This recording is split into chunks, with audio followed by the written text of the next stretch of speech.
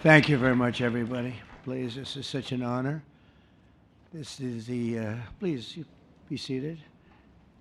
This is the first time we've been at the new and improved Rose Garden, and people are loving it. They're loving it like they've not loved a lot of things. We have the Presidential Walk of Fame, which you just saw, and it just opened. We wanted to get it open for this occasion. We were hoping we were able to get outside, and the weather allowed us to. It was supposed to be a terrible rainy day. I was telling Eric, and God was watching, and he didn't want that for Charlie. He just didn't want that. So it's really beautiful. It couldn't be more beautiful. Today we're here to honor and remember a fearless warrior for liberty, beloved leader who galvanized the next generation like nobody I've ever seen before, and an American patriot of the deepest conviction, the finest quality and the highest caliber, the late, great Charlie Kirk.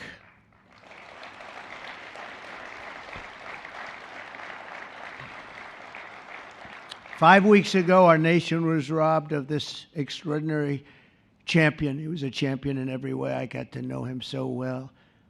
He didn't like losing, and he was able to fight people that were enemies, and he didn't necessarily love those enemies so much. You know, I heard he loved his enemies, and I said, wait a minute, is that the same Charlie that I know? I'm not sure, but I didn't want to get into it.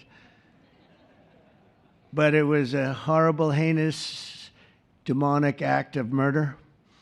He was assassinated in the prime of his life for boldly speaking the truth, for living his faith and relentlessly fighting for a better and stronger America. He loved this country. And that's why this afternoon it's my privilege to posthumously award Charles James Kirk our nation's highest civilian honor, the Presidential Medal of Freedom. Thank you.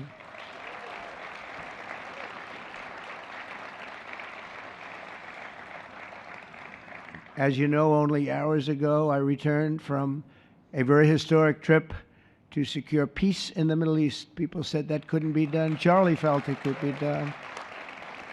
Charlie felt it could be done. Thank you. Thank you. Thank you very much. But I raced back halfway around the globe. I was going to call Erica and say, Erica, could you maybe move it to Friday? And I didn't have the courage to call. But you know why I didn't call? Because I heard today was Charlie's birthday. And I said, you know, that was a definite. And I said, we're going to have to forget about some of those very big, very rich countries that expected me to be there. And I can tell you, based on the length of that flight, I wouldn't want to go back tomorrow. But I would not have missed this moment for anything in the world. Nothing. And it's a very important time for our country, and our country is doing so well. It's never done better. We are a country with almost now $18 trillion of investment coming in. Nobody's ever seen anything like that. Previous administration had less than $1 trillion for 4 years. We have more than 18, it'll be much more than 20 by the time the year, more than $20 trillion. There's never been a country in the world that had anything like that. What's happened to our country is incredible in a short period of time. Charlie was a big person for, sir, could we close up those borders, please, a little bit? You know, they're really leaking badly. I said, Charlie, I haven't gotten there yet. But, you know, it came out last 4 months. Literally nobody was allowed into our country. And the only people that were allowed in were people that came in legally. The borders are absolutely stone cold closed. And they reported 0, 0, 0, and 0, so that's pretty good. But he was a big believer. He wanted people in the country more than I did, frankly. He wanted them to come in legally, and he got his wish. October 14th is Charlie's birthday, and he should have been turning 32 years old. I tell you, when I first met him, he was like 22, and I said, boy, he's awfully young, but I thought he was older than that, you know. He looked a little bit older than his age. That's okay, you know. That's not good when you're old, but when you're young, it's great. He had the best of all things, but he was special. But instead, Charlie is attaining a far more important milestone. We're entering his name forever into the eternal roster of true American heroes. He's a true American hero, an amazing person, way, way beyond his years. And I'm honored to be joined by a woman who has endured unspeakable hardship with unbelievable strength, and that's Charlie's widow, Erica. And I just want to thank you, Erica. He loved you so much. I was with him. Oh, please. Thank you, darling. Thank you.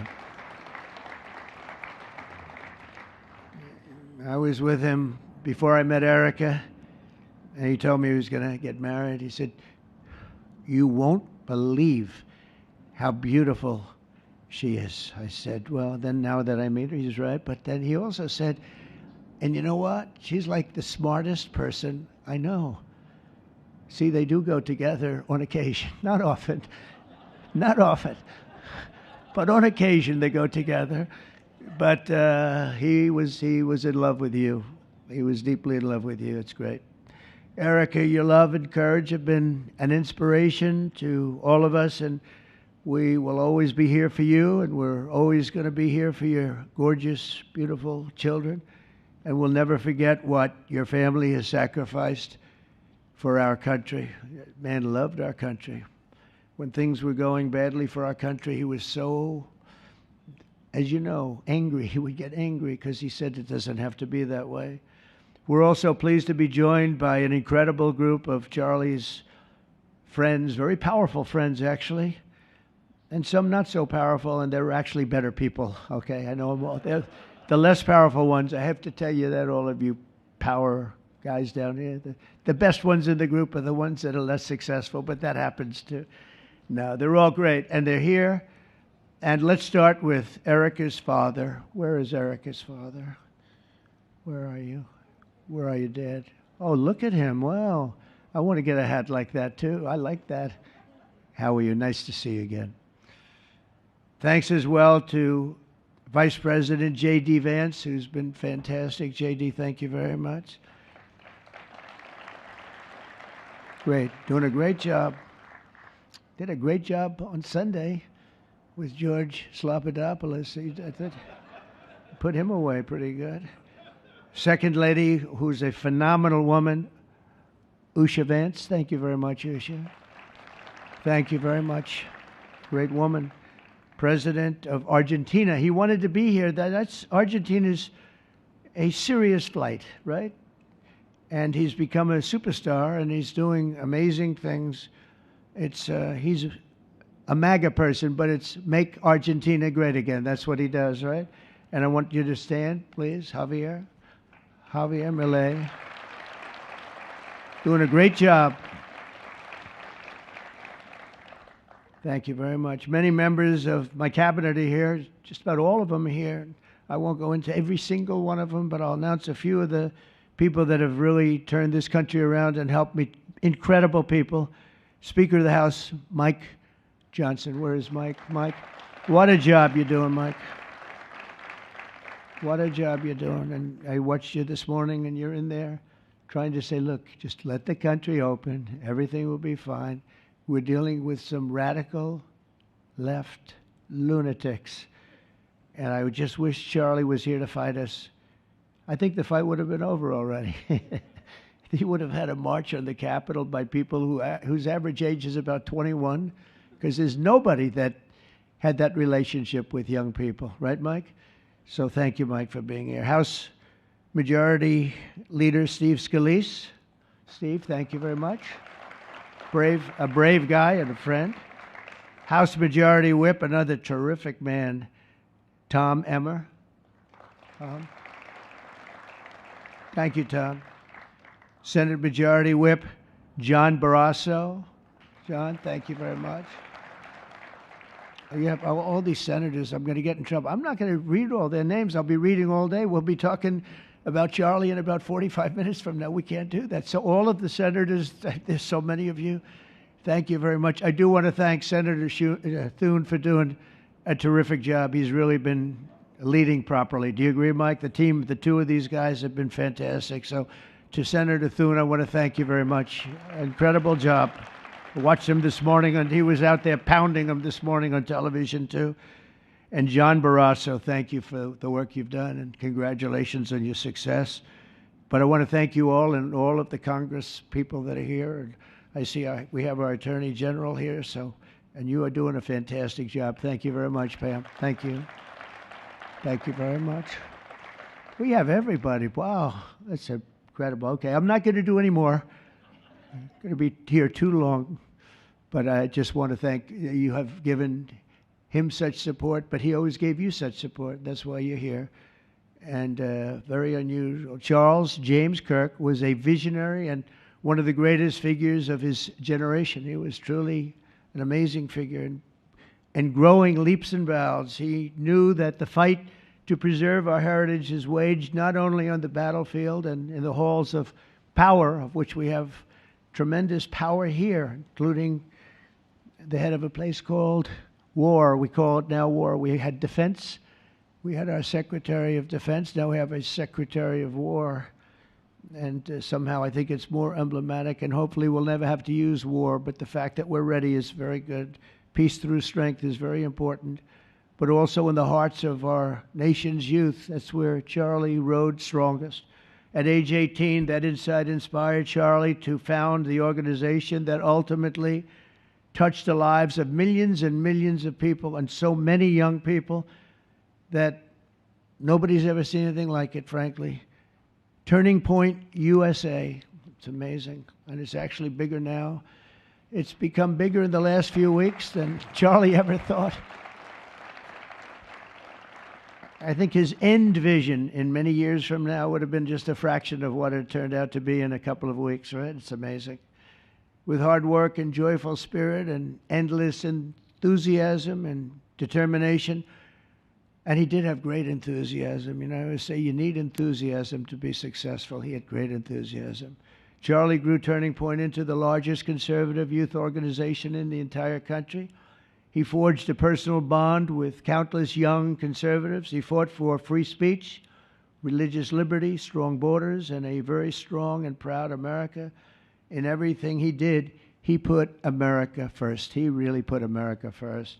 And ultimately, Charlie became more than a leader of an important organization. He became the leader of historic movements all over the country. There were movements, individual movements, one movement, but it was historic. Everything he did was historic, and a true evangelist for the cause of freedom and the word of Almighty God. God was very important to Charlie. He would say, you know, if you don't have religion, you're not going to have a strong country. It's true. He was so wise beyond his years. You know, I talk to him sometimes and say, this guy is like a young guy. He was really a wise man. From the time Charlie worked on my presidential campaign in 2016, and he was there right from the beginning. He liked me. I don't know. I have no idea why. What the hell was he thinking? He said, you're going to win, sir. I said, you know, I'm running against 17 senators and a lot of tough people and governors. We have all these people. And he said, no, you're going to win, sir. He said, not going to be close. And he made it happen. He helped make it happen, I'll tell you that. Without him, who knows what would be. Maybe you'd have Kamala standing here today. That would not be good. I will tell you, Javier, you don't know who Kamala is. Promise, it would not be good. You agree with that, Howard? He also mobilized countless citizens to go vote. It's called Go Vote. Very simple. And with his help in 2024, we won more young people than any Republican by far in the history of our country. And we won the popular vote. We won the swing states, all 7 of them. Remember, they said, oh, well, if Trump could win 4, that would be nice. I win 7 by a lot, by a landslide. But the popular vote was massive. And we won the Electoral College. Remember, they said, well, it's going to be very hard. I'd say 270. Well, we got 312 to 226. And then we won something called districts and councils and different things. But in one case, we won 2,750 to 525. That's the one where you see the map is almost entirely red, except they have a little blue line on one side and a little blue line, meaning New York, and a little bit Los Angeles. I have a feeling that if the vote were 100%, we would have won that too. You want to know the truth. But he knew, and he knew very well, and he also understood honesty, and he was always concerned with honesty. He said the only way we can lose is if the cheating gets so bad, and that's where we came up with a little phrase, too big to rig. We said, go out and vote. Just go out and vote. And we had that. Remember, we used to say that all the time because people would say, oh, they're going to win. We don't have to vote. Let's go to a movie. We'll come home and watch later. And he wasn't about that. So we come up to, with really together, we came up with that phrase, we got to make it too big. I never made a speech where I didn't say at the end, now look, the polls are showing good. Don't believe the polls. He said, we're going to make it, Susie, right? Too big to rig. So if you think we're going to win by a lot, doesn't matter. Pretend we're losing. You got to go out and vote. They voted. And at 9:02, the whole thing was over, right? 9:02. Remember they said, oh, this could go a few days. Well, it went a few minutes. 9:02. And he knew that. And I felt it, but he knew it. He knew it. I think he knew it more than anybody. But Charlie never missed an opportunity to remind us of the Judeo-Christian principles of our nation's founding or to share his deep Christian faith. In his final moments, Charlie testified to the greatness of America and to the glory of our Savior, with whom he now rests in heaven. And he is going to make heaven. I said, I'm not sure I can make it, but he's going to make it. He's there. He's looking down on us right now. It's so incredible. Look at this. How this turned out. This was supposed to be so dark and cloudy. Not dark and cloudy, is it? Look at that, how beautiful that is. There's no artist that can capture it as beautiful as it is today. Wow. It's amazing. As I said, on the day that he was assassinated, Charlie Kirk was a martyr for truth and for freedom. And from Socrates to think, and to St. Peter, from Abraham Lincoln to Martin Luther King, those who change history the most, and he really did, have always risked their lives for causes they were put on earth to defend. He was put on earth to do exactly what he was doing. He didn't want to waste time. He would have been a top student at any college in the country. I know the college as well. He's smarter than the guys there. He was so smart. But he almost, I guess, didn't have the time. He knew what he wanted to do. It wasn't like, gee, I want to sit in the classroom for 4 years listening to people teach me liberal principles, because they were never going to teach him that anyway. But he didn't have the time. He really didn't have the time. But every time the enemies of goodness and virtue tried to silence the voice of righteous and noble leaders like Charlie, they failed. They seem to fail. Ultimately, they look like they're doing well, and then they end up failing, because the truth has been unrelenting over the years, over history. And people like Charlie, it's just they've got a power that others don't have, and very few people will ever have. So today, like those martyrs before him, Charlie's voice, his message, and his legacy are stronger and greater than ever before. They are greater than ever before. Look, this is a horrible event, but it brought out the greatness of Charlie. Nothing could have ever supplanted this. It's incredible the way people are talking about him, and with great love. I mean, I read so many stories about some of the enemies, but I watch the enemies, and it's hard for them to speak badly about him because they just don't. And then you do have people in the days since Charlie's killing. We've seen exactly why our country so dearly needed his example. We've watched legions of far-left radicals resort to desperate acts of violence and terror because they know that their ideas and arguments are persuading no one. They know that they're failing. They have the devil's ideology, and they're failing, and they know it. They feel it, and they become violent. They seem to become very violent on the left. They've rammed vehicles into federal law enforcement, fired sniper rifles at ICE agents, and me, but I made a turn at a good time. I turned to the right. Charlie couldn't believe it, actually. He said, how the hell did you make that turn? I said, I don't know. But fired rifles and threaten the lives of our Supreme Court justices, our great justices. They have to be protected. We just issued a lot of money, $60 million, to protect the Supreme Court justices. Very important. We can't let anything happen. In places of worship, we're protecting our people. We've seen that a candidate for Attorney General in Virginia boasted that he would want to see the Republican legislature, a legislator in Virginia, shot in the head and to see his children murdered. He actually said this. And now he continues to run for office, and most people continue to back him, but he said he wants his man shot. He said shot in the head and to see his children murdered. And they keep running. Pretty amazing, right? That's a bad one. Let's see how that turns out, but that's a really bad one. Nobody's heard that one before.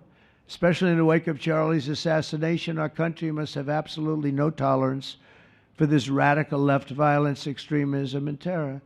We're done with the angry mobs, and we're not going to let our cities be unsafe. We're going to make sure our cities are safe. When you have Chicago, where they had 4,000 people murdered over a very short period of time, 4,000 people, and then we have a governor stand up and say, oh, things are going swimmingly. No, they're not. We're going to make Chicago safe, just like we're going to make, look what we did in D.C. It's so nice that we started here, because this was one of the most violent places in the United States. It'd be dangerous to be right out here. But you couldn't go to a restaurant. The restaurants were all dying. The whole place was dying. You'd have these gorgeous, look at the Washington Monument over there. You'd have these gorgeous buildings and monuments and structures. And people were afraid to leave their apartment. They were afraid to go to work. They'd get into an Uber, and they'd feel safe, and then the Uber would be attacked. They thought they made it to safety, and then the Uber was attacked on the trip in. But we've done a great job, and now it's considered a totally safe city. We haven't had problems. It took us 12 days to make it great. We took out, Pam, 1,700 hard criminals, career criminals in many cases, but these are hardened criminals. Many of them came in through the Biden open borders. We brought them back to the countries. And a couple were so violent that we put them in jail. We don't want to take a chance that they could get back in, because no matter how good we do, somebody can sneak in. They were so violent and so bad. One arrested 28 times. Every time he left prison, he'd get into a violent incident. 28 times. And we put him away for a long time. But we're done with the angry mobs. We're done with it. This is such an unbelievable place right now. You take a look where you can walk down the middle of the street with your wife or your husband. Your children can walk. They can walk alone. It doesn't matter. They can walk anywhere in Washington, and they're safe now. If this were a year ago, they'd have a serious chance of being badly hurt, even killed. They'd come in from Indiana, they'd come in from Iowa, they'd come from Florida to see their nation's capital, and somebody would have to call the parents, I'm sorry, but your son or your daughter's been killed. Not anymore. You hear those sirens going off? That's good. That's a good sound. That means they either got the bad guy or they're going to stop the bad guy. You didn't hear that sound because nobody wanted to do anything. Nobody. Listen to the beauty of that sound. Seriously. And that's the real deal sirens. They're not politically correct sirens. You hear them, they're about 3 miles away. That's great. What a beautiful sound. They're stopping crime. That's what they're doing. So we're done with the voices of fools. They're fools.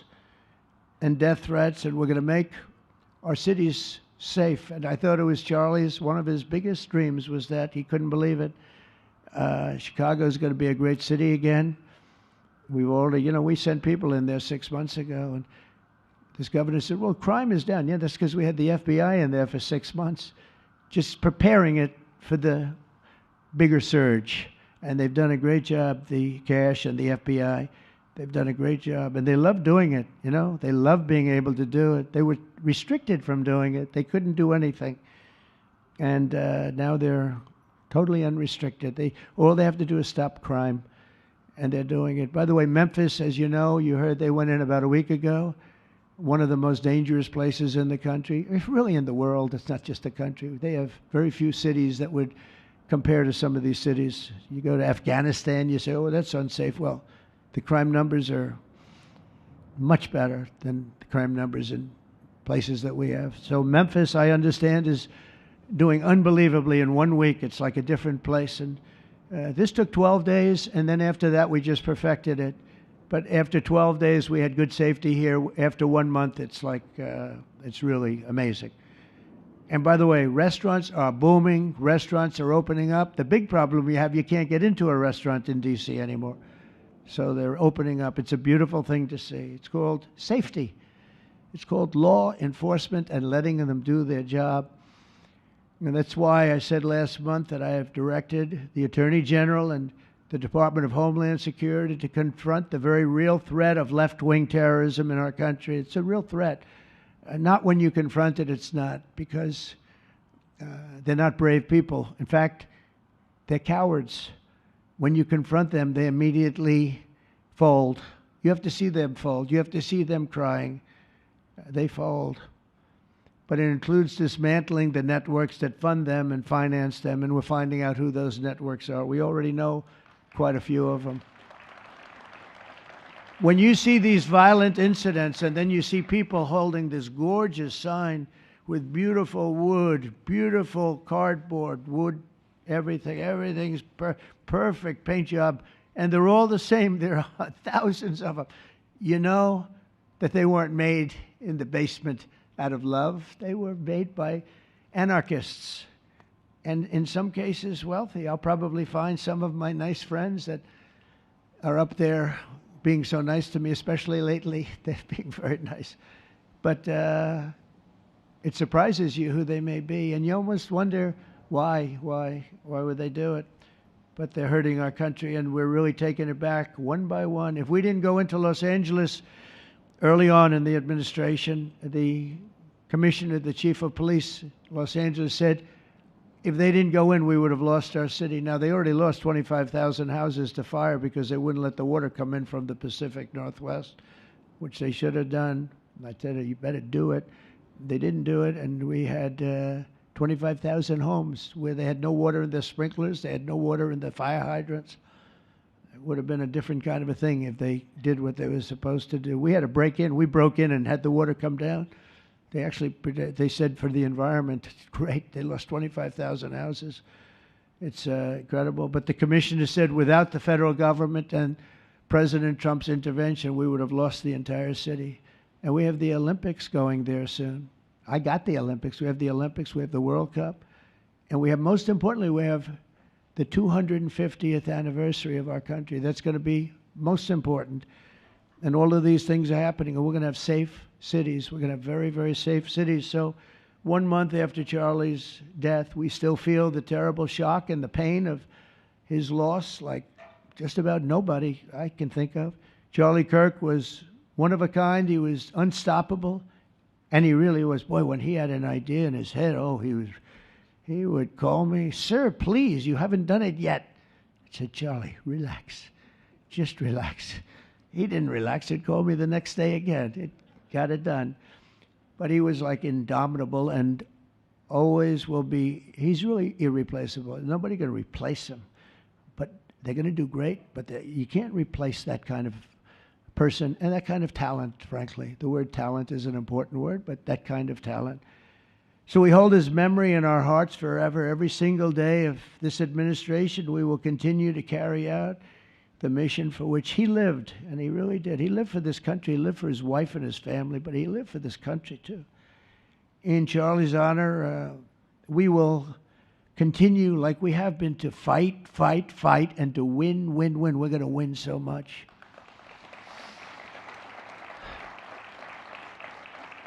So the Presidential Medal of Freedom is a big deal. You have the Congressional Medal of Honor, military, and the Presidential Medal of Freedom, which is civilian.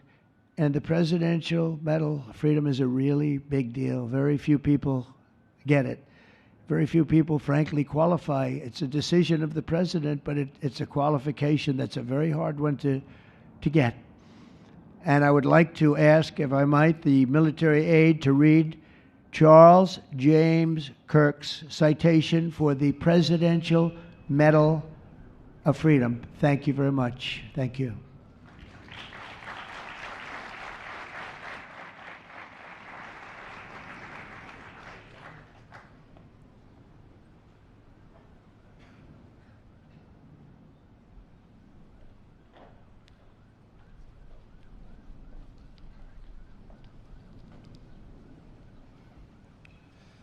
The Presidential Medal of Freedom is awarded to Charles James Kirk. Accepting on behalf of Charlie is his wife, Mrs. Erica Kirk. Charlie Kirk was one of the most influential American political figures of his generation. At just 18 years old, he founded Turning Point USA and grew it into the largest conservative youth organization in the nation. For over a decade, he tirelessly traveled the country, leading a movement to restore respect for our founding principles, reawaken our national identity, and inspire a renewed spirit of religious devotion. He was one of the great debaters and communicators of his time. Despite receiving repeated threats, he remained undeterred and modeled courage, logic, humor, and grace to the next generation. On September 10th, 2025, at age 31, Charlie Kirk was assassinated while addressing a group of students. The United States honors him as a martyr for truth and freedom.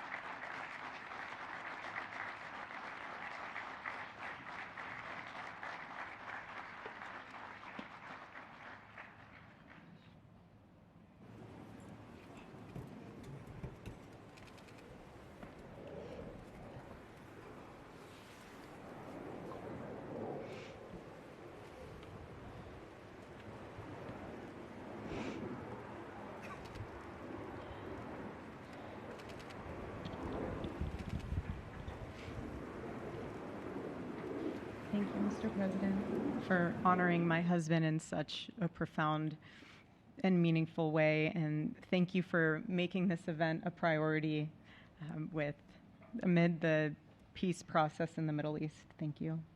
Very grateful. Charlie always admired your commitment to freedom, and that's something that both of you shared. So thank you. Your support of our family and the work that Charlie devoted his life to will be something I cherish forever, so thank you. To our gracious First Lady in her office for making this event possible, thank you as well. It's beautiful.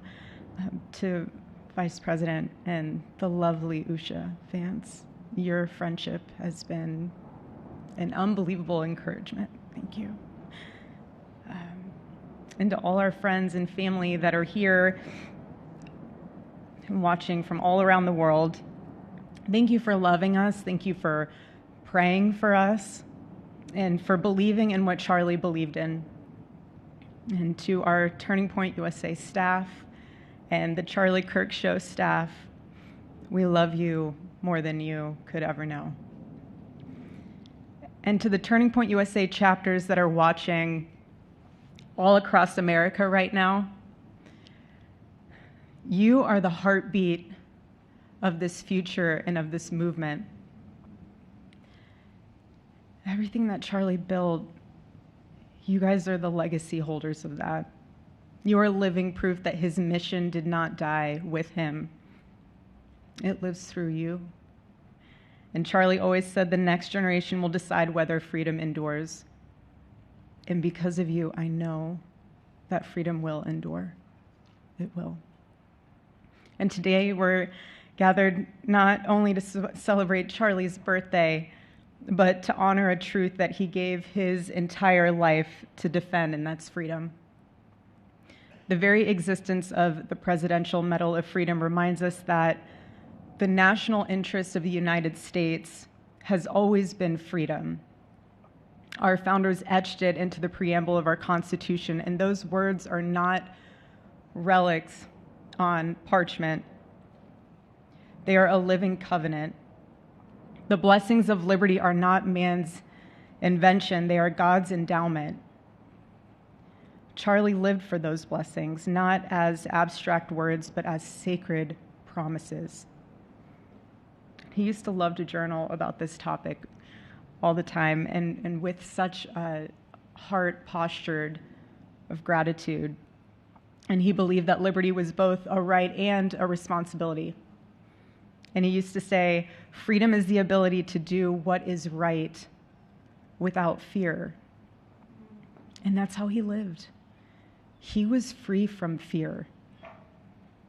He was free from compromise, free from anything that could enslave his soul. His name, Charles, literally means free man. And that's exactly who my husband was. He was a free man. And from the time I met him, sitting across from him, being interviewed on politics and philosophy and theology, anything that Charlie loved, any topic he loved, and I just saw the fire in his soul, and there was this divine restlessness within him that came from knowing God placed him on this earth to protect something very, very sacred for all of us. And he never stopped fighting for people to experience freedom. He didn't. Charlie often said that without God, freedom becomes chaos. And he believed liberty could only survive when anchored to truth. And I remember in one of his speeches, he told the audience that the opposite of liberty isn't law. He said it's captivity. And that the freest people in the world are those whose hearts belong to Christ. But what's so powerful is that Charlie had the ability to communicate so brilliantly across all generations. And he reminded us that in a world that tells us freedom is doing whatever you want to do, the real freedom is the power to live freely and to do what is right. And in one of his journal entries, he wrote that he wanted everyone to know that you can't have liberty without moral responsibility. Freedom divorced from faith eventually just destroys itself. And what's so fascinating about all of this is looking back these past 12 years of Turning Point USA and his mission, there's almost this veil of sacredness. Because what I realize is that while he was building an organization, he was also building a movement. One that called people back to God, back to truth, and a movement that was filled with courage. And ironically, for a man who impacted millions, Charlie never desired to be the center of attention. He just wasn't. My husband was not a man of extravagance. He loved simple but deeply meaningful things, truly. He loved his late night walks. He loved buying more books than he could ever read because he felt there was no such thing as a book budget.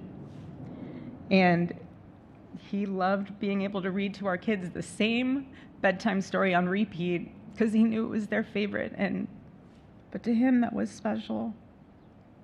And he loved to sit in the sun on a Saturday morning with his cup of decaf coffee, and his phone was off because he was honoring the Sabbath. And for him, it was that moment to catch his breath and just be in peace because he was unreachable at the moment. And he preferred quiet birthdays. But that never stopped me from telling him. I told him every single year, I said, baby, I love your birthday. I said, because it's the day that God knew the world couldn't go another day without you.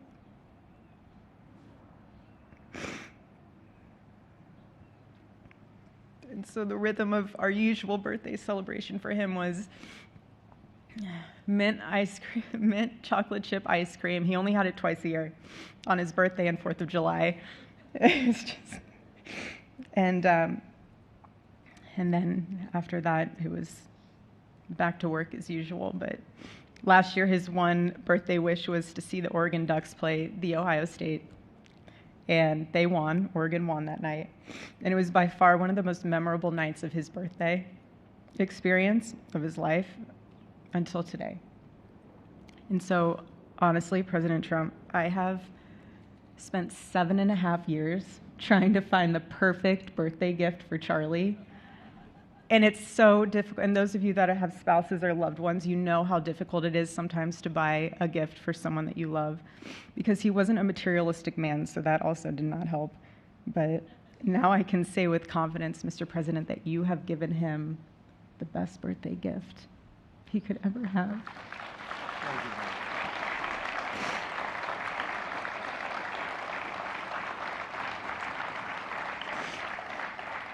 It's such an honor and the recognition of a life lived for defending freedom. And that's what Charlie fought for until his last breath. And it was written across his chest in those final moments on one of his simple T-shirts that always carried a message, and this one bearing a single word, freedom. That was the banner over his life, and that shirt was a declaration. The same declaration he made in every speech, every campus visit, every time he shared the gospel at a church, every sleepless night that he would spend praying for the youth of this nation and planning for the future of our country, and just impressing upon them that when we defend liberty, we defend the soul of our nation. My husband never told anyone what to say. He never did. He never told anyone what to say. He would just encourage them to think. He would encourage them to think outside of the traditional political labels. He would want them to think in a way that was anchored in wisdom and truth. But he would never tell anyone what to say. Charlie wasn't content to simply admire freedom. He wanted to multiply it. He wanted to multiply freedom. He wanted young people to taste it and to understand it and defend it. He wanted them to see that liberty isn't self-indulgence, it's self-governance under God. He wanted them to see that. And every day I'd see him getting ready for work. He'd put on his cross necklace, he'd put his ring on his finger. And the boldness in his demeanor was always fearlessness. He wasn't afraid. He was never afraid. In his daily actions, whether in office or on campus or at a church, it was always without fear. That was his creed. That is how he lived out every single day. He didn't fear being slandered. He did not. He didn't fear losing friends, I can tell you that. He didn't. He didn't care. He stood for truth and stood for freedom, and he did not, everything else was just noise to him. And it's because his confidence in Christ was absolute. That's why. There was no limit to what he would have sacrificed to defend freedom for all. And if the moment had come, he probably would have run for president, but not out of ambition. He would only have done it if that was something that he believed that his country needed from a servant's heart standpoint. And Charlie lived only 31 short years. No, he's 32, but on this side of heaven, but he lived. He lived every single second he lived. He filled every single day with purpose, and he fought for truth when it was unpopular. And he stood for God when it was costly, but that's what we're called to do. Surprisingly enough, he did pray for his enemies, which is very hard, but he did. He did. He did. No one else, I saw him do it. No, he never did it in front of anyone else, but I can attest to that. But he also loved people when it was inconvenient. And he ran his race with endurance, and he kept the faith.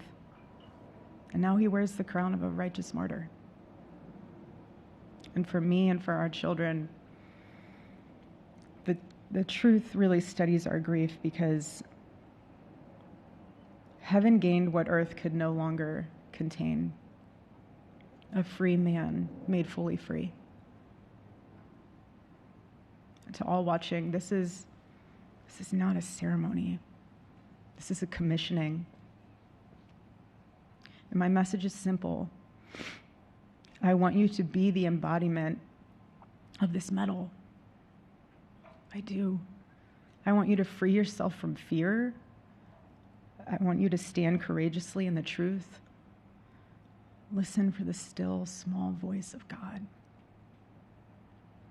And remember that while freedom is inherited in this country, each of us must be intentional stewards every single day. God began a mighty work through my husband, and I intend to see it through. And the torch is in our hands now. It's in mine, it's in yours, it's in all of yours, it's in all the students with Turning Point USA. And before I close, I'll share with you that I asked our daughter what she would like to say to Daddy for his birthday. Excuse me.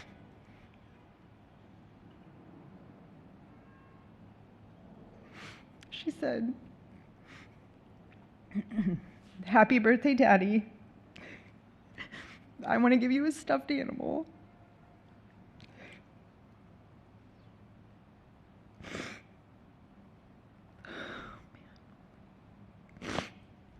I want you to eat a cupcake with ice cream, and I want you to go have a birthday surprise. I love you," is what she said. And while our son is precious, he can't yet speak, in classic Kirk family fashion, his actions spoke louder than his words, and his gift to you, Charlie, and myself for that matter, was deciding to become the man of the house and be fully potty trained at 16 months. But Charlie, baby, I know that you're celebrating in heaven today, but gosh, I miss you. We miss you. And we love you, and we promise we'll make you proud. And Charlie's life was proof that freedom is not a theory, it's a testimony. He showed us that liberty begins not in the halls of power, but in the man of a heart surrendered to God. And so today, as we honor Charlie with this incredible Presidential Medal of Freedom on his birthday, I stand here with tears and just a humbled heart and spirit, because his story reminds us all that to live free is the greatest gift, but to die free is the greatest victory. Happy birthday, my Charlie. Happy Freedom Day. God bless